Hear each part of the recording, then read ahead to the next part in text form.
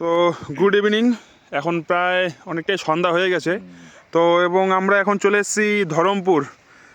এই গ্রামটার নাম কি স্যার? বনবাড়ি বলে, মেয়ের শাহপুর বনবাড়ি। মেয়ের শাহপুর বনবাড়ি। এবং আপনার নাম? মাইনুল হক। মাইনুল হক স্যার, আপনার জমিতে কি লাগিয়েছিলেন? কপি লাগিয়েছিলাম। কফি। এবং কফিতে আপনি কি আমাদের কোম্পানির কোনো প্রোডাক্ট দিয়েছিলেন? না, দিয়েছিলাম তো। ওই ভুয়স্ত্র সুপার, তাই তো? তো ভুয়স্ত্র সুপার দিয়ে আপনি তো কফি হয়তো সব কেটে দিয়েছেন দেখা যাচ্ছে। তো আপনি লাস্ট কফি যে মানে বিক্রি করেছেন, কত টাকা কিলো বিক্রি করেছেন আপনি? আমি নিচে ধরলেন যে আমি 25 টাকা নিচে বিক্রি করিনি। এক আটটা কপি আমার 1.5 কিলো, 1.5-2 কিলো পর্যন্ত হয়েছে আমার এক আটটা। 1.5-2 কিলো কপি এক একটা? কি বলেন স্যার? তো একমাত্র তাহলে আপনি তো এর আগেও অনেকদিন কফি চাষ করছেন, তো কোনোদিনও এত কফির মানে ওজন এরকম ব্যাপারে আমার কপি কোনোদিনই হয়নি। ওয়াও, তার মানে আপনি বলছেন যে ভুয়স্ত্র দিয়ে আপনার কফির এরকম ইসে হয়েছে, তাই তো? মানে 1.5 কিলো 1.5-2 কিলো। তো আপনারা শুনতে পারছেন, আমি কফির জমিটা দেখাবো। অলরেডি আমরা এর আগেও ভিডিও করেছিলাম এখানকার, অলরেডি কাটা হয়ে গেছে। তো স্যারকে আমি আরেকটা আপনাদের লেটেস্ট জিনিস আমি দেখাতে চাই। এই কফির জমিতে কফি তো 1.5 কিলো 1.5 কিলো শুনলেন আপনারা, কিন্তু তার মেন কারণটা কি সেটা আমি আপনাকে স্যারকে বলবো। স্যার, আপনি তো কেটে দিয়েছেন গাছ, তো একটা গাছ আপনি আমাকে তুলে দেখান তো স্যার। আপনি এই গাছটা, যে এই গাছটা মোটামুটি এর মধ্যে শিকড় কি পরিমাণে আছে দেখতে পাচ্ছেন। দেখেন, টানছে 2 হাত দিয়ে, দেখেন কি পরিমাণে। 5 কিলোর মতো হবে।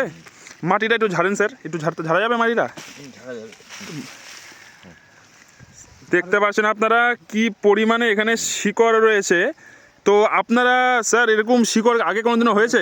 না না, এরকম ব্যাপার কোনোদিন। এই যে দেখুন শিকড়, দেখুন। আমি একটু ঝেড়ে নিচ্ছি। হ্যাঁ স্যার, এবার ধরুন 2 হাতে। স্যার, এরকম শিকড় কোনোদিনও কফি গাছে আপনি পেয়েছেন?